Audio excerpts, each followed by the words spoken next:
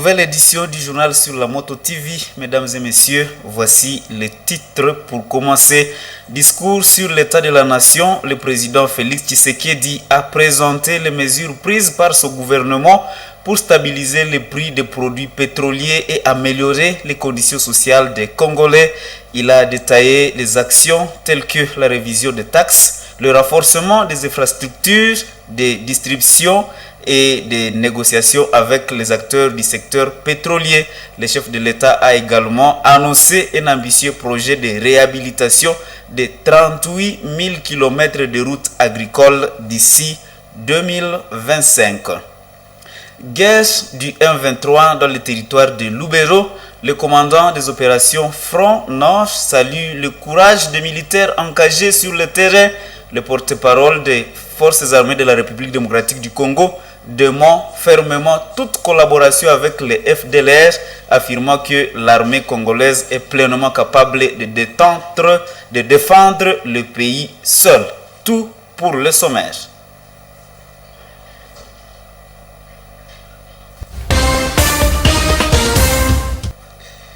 Et voici donc l'intégralité de votre journal, mesdames et messieurs.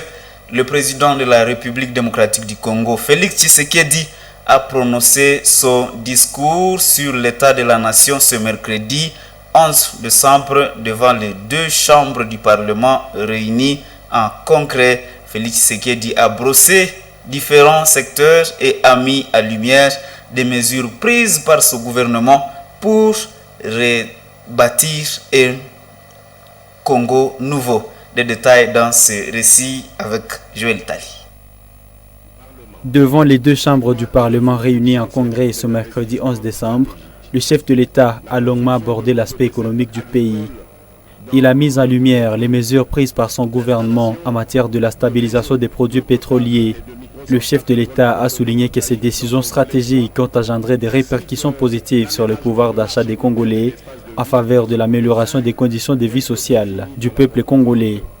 Félix Tshisekedi a détaillé les différentes mesures mises en place par son gouvernement suite à son instruction personnelle. Parmi celles-ci, la révision des taxes sur les produits pétroliers, l'amélioration des infrastructures de distribution et des négociations avec les producteurs et distributeurs du pétrole afin d'assurer un approvisionnement adéquat et régulier. Ces actions visent non seulement à maintenir des prix compétitifs sur les carburants, mais également à prévenir la spéculation et à assurer une transparence accrue dans les secteurs économiques. Dans les secteurs agricoles, le chef de l'État promet réhabiliter en 2025 plus de 38 000 km de routes et dessertes agricoles. Pour l'année 2025, avec le gouvernement, je m'engage à réhabiliter 38 000 km de routes de desserte agricole prévues dans le PDL 145T et 11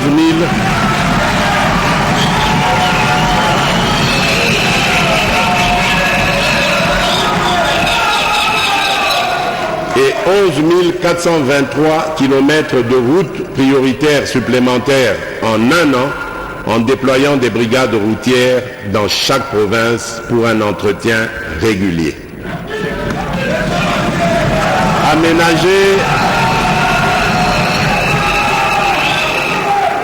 Aménager 11 432 km de voies navigables destinées à la desserte agricole et construire des entrepôts portuaires adaptés.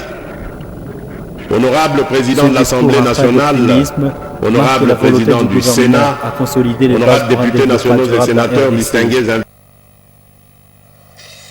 Et vers la fin de ce discours, le chef de l'État a encore fait allusion à la révision constitutionnelle. Selon lui, le temps est venu pour engager une réflexion nationale sur une réforme constitutionnelle. Le président de la République réaffirme ainsi sa volonté et sa détermination d'adapter la Constitution de 2006 aux réalités actuelles. Suivez-le. Honorable président de l'Assemblée nationale, honorable président du Sénat, honorables députés et sénateurs réunis en congrès, mesdames et messieurs, distingués invités, mes très chers compatriotes, pour terminer ce discours sur l'état de la nation, je dois rappeler que cette première année de mon nouveau mandat a été marquée par un démarrage raté, ou plutôt retardé, j'allais dire, notamment en raison du temps nécessaire mis pour la désignation de la première ministre et la mise en place des institutions conformément aux prescrits de notre Constitution. Ces délais, bien que contraignants, étaient indispensables pour respecter les échéances et les procédures fondamentales de notre démocratie. Cependant, cette situation nous invite à une réflexion commune. Il est peut-être temps d'engager une réflexion nationale sur une réforme constitutionnelle. Et voilà, mesdames et messieurs, dans un autre chapitre, après plusieurs attaques lancées par les terroristes M23 et leurs alliés dans le territoire de Lubero, le commandant des opérations Front Nord loue la réaction des militaires engagés dans les combats, réagissant aux propos selon lesquels l'armée loyaliste serait appuyée par les FDLR dans ces combats. Le porte-parole Front Nord rappelle à l'opinion que le FARDC n'ont pas besoin vraiment de se faire assister par les FDLR pour défendre leur pays. Mon Mpenzi Manzekele pour d'amples détails. Les porte-parole des opérations Front Nord, contactés ce mercredi 11 décembre par votre rédaction, précisent à l'opinion que les FARDC n'ont pas à collaborer avec les FDLR pour défendre leur pays. L'armée s'est dit plus que déterminée de combattre l'ennemi jusqu'au sacrifice suprême. Plusieurs alertes à la population du territoire de Lubero, disons de conquérir les villages d'Alimbongo avant la date du 7 décembre et de la ville de Butembo avant la rencontre des présidents congolais et rwandais prévue au Luanda en Angola le 15 décembre de l'année en cours. L'ennemi, là je cite, les forces de défense du Rwanda et les supplétifs M23 avaient lancé leurs premières offensives en date du dimanche 1er décembre 2024 dans l'une des positions des FARDC basées à Outou. C'est après 24 heures, comme je vous l'ai dit, c'est après 24 heures des attaques lancées par ces ennemis de la paix que toutes les mesures de défense ont été activées par les forces armées de la République démocratique du Congo pour riposter farouchement. Le commandement des opérations Front Nord loue le courage de ces militaires de FARDC capturés et dénonce toutes sortes de tortures qu'ont fait subir ces derniers par les terroristes de M23, RDF, dans l'objectif de les contraindre à relayer des faits mensongers. Le commandement des opérations Front Nord rappelle que les FARDC n'ont pas besoin de FDLR pour défendre leur pays. Elles sont déterminées à le faire jusqu'au sacrifice suprême. Pour l'instant, les FARDC ont activé plusieurs mesures de défense pour riposter farouchement aux attaques des terroristes du M23 dans le territoire de Lubero, situé dans la province du Nord Kivu. Et les usagers de la route Butembo-Bunyuka alertent sur le délabrement avancé du pont Kalengera, reliant la ville de Butembo à la chefferie de Bachou. Ce pont, situé à la commune de Bulengera, au quartier Wayene, constitue un danger pour les passagers, la tributaire de cette infrastructure, ainsi que l'association des conducteurs de bennes appelle les chauffeurs de bennes et d'autres véhicules à poids lourds à emprunter d'autres voies pour éviter des éventuels accidents. Reportage réalisé par Gérard Mouref. Les récentes pluies ont aggravé l'érosion de ce pont Kalengera, situé à la commune Bulengera, devenu un passage périlleux pour les piétons et les véhicules. Georges Kanamungoya, président de l'association des conducteurs de bennes à ville de Butembo et Lubero, appelle les autorités à agir rapidement à faveur de cette route pour permettre à la population de Butembo d'accéder aux produits champêtres de Bachou, une région agricole importante. Tel que vous voyez, c'est danger. Nous sommes tellement menacés par ce pont. Si vous voyez de très près, le pont est tellement menacé de couper la route de Butembo-Bunyuka. Nous avons déjà alerté les autorités de la ville et même les gouverneurs. Vous savez, c'est parmi les routes que la province doit construire.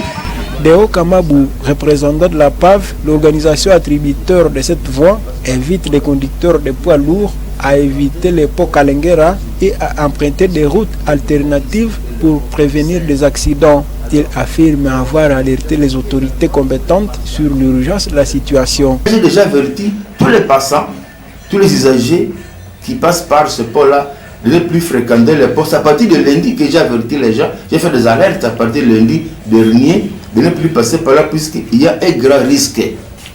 Les usagers de cette route, qui est l'une des plus fréquentées par les agriculteurs, lancent un cri d'alarme. Des actions concrètes doivent être faites avant que drame ne survienne. Et toujours en commune de Boulenguera, le quartier Kalemire fait face aussi depuis 2014 à une érosion dévastatrice qui a déjà englouti plus de 100 parcelles. Ce phénomène naturel qui s'aggrave jour après jour force les habitants à abandonner leur maison pour vivre comme locataires, plongeant de nombreuses familles dans une situation précaire. Reportage Mirembe Chitawite et Luciana Moussibiro. Le paysage quartier Kalemire est marqué par des fissures béantes et des terrains effondrés. Plusieurs maisons sont réduites à des ruines, témoins sur le ciel de cette catastrophe. Monsieur Daniel, un habitat affecté, explique que l'érosion débute souvent par des fissures dans le sol avant de s'étendre rapidement. Chogisi chiko pale munastukaka alama anashapita mnyumba. Ile gisi chinapita pale unastuka tu hapa na kusha kateka. Kisha munaangalia manake mnawaza mbo. Aro pale vilisia tu pale kile roke na anje. Kama hamuenda mtastuka ile nyumba na anja bushe.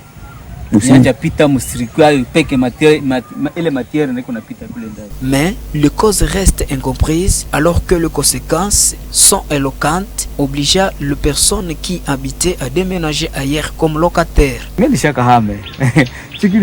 avons déménagé suite à cette catastrophe naturelle. Nous partirons ailleurs si notre nouvelle parcelle s'écroule. Les familles touchées qui ont dû déménager dans les logements précaires vivent aujourd'hui dans des conditions difficiles. L'aide des autorités est ainsi indispensable. Que les autorités nous viennent en aide. Nous sommes fatigués de payer les loyers. Les habitants craignent qu'à l'absence d'une intervention rapide, toute la cellule de Kivisire soit effacée de la carte de Butembo. Il lance un appel pressant aux autorités et aux organisations compétentes pour sauver ces quartiers avant qu'ils ne soient totalement engloutis. Et les problèmes d'érosion et d'éboulement de terre de la ville de Butembo vont peut-être trouver une solution dans les jours à venir. L'honorable Kavira Katasohire Joanine en a fait son cheval de bataille à l'Assemblée nationale. Au cours de la dernière plénière, elle a fait une motion de formation pour tenir informée la Chambre basse de la sécurité environnementale qui se vit dans sa base électorale. Isabelle Wangahemuka pour des détails. Des problèmes liés aux éboulements des terres et aux érosions sont légion dans la ville de Butembo. S'il faut décrire cette ville, il s'agit d'un espace géographique caractérisé par des pentes d'un côté et de l'autre du centre-ville. Des quartiers sont construits sur des collines et parfois sur des fortes pentes, ce qui fait que les eaux des pluies coulent pour s'accumuler dans des vallées, causant ainsi des dégâts à leur passage.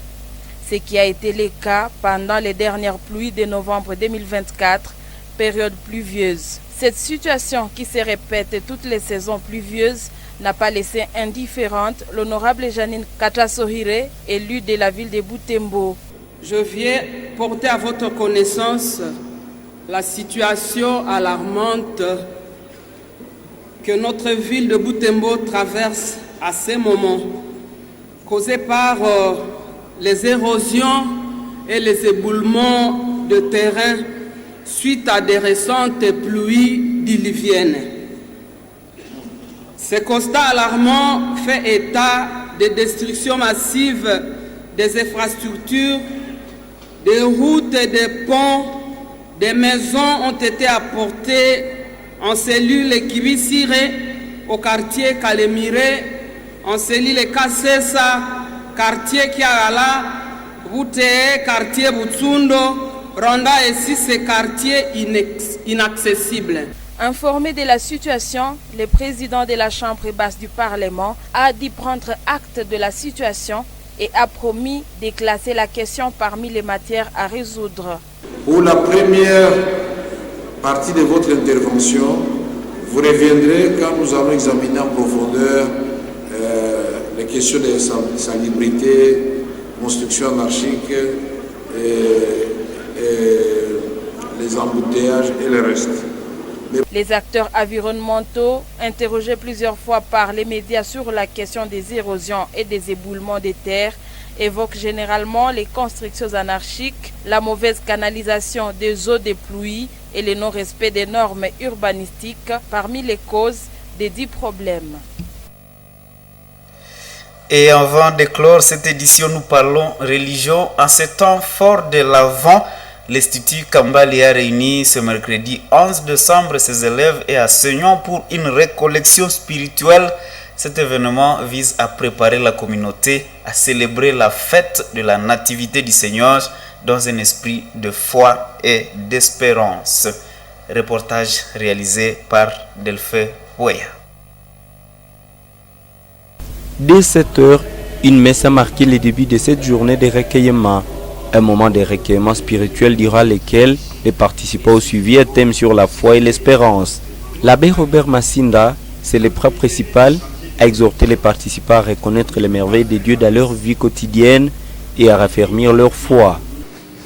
Il y en a qui n'y croient pas, mais l'expérience nous montre que Dieu agit dans notre vie. Et l'espérance est alimentée par la prière.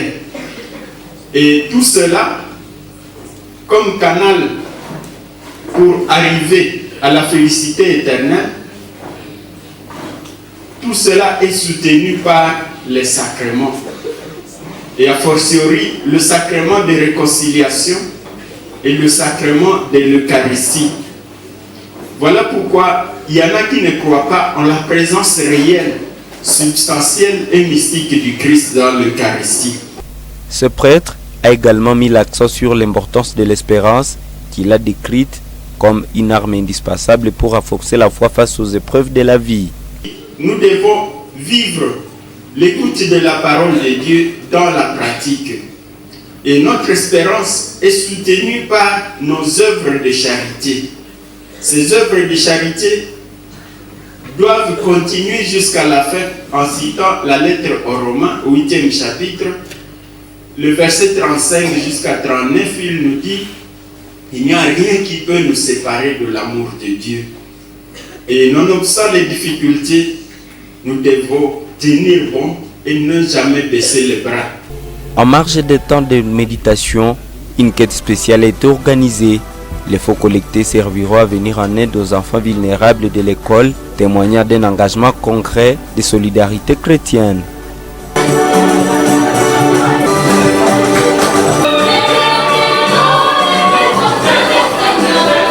Cette récollection ouvre un moment de méditation qui s'étend jusqu'à la fin de la semaine et va se clôturer par le sacrement de pénitence pour une bonne préparation de la fête de la Nativité du Seigneur. Et voilà, mesdames et messieurs, nous sommes pratiquement à la fin de cette édition. Merci à vous qui l'avez suivi. Au revoir et bonne suite de temps chez vous.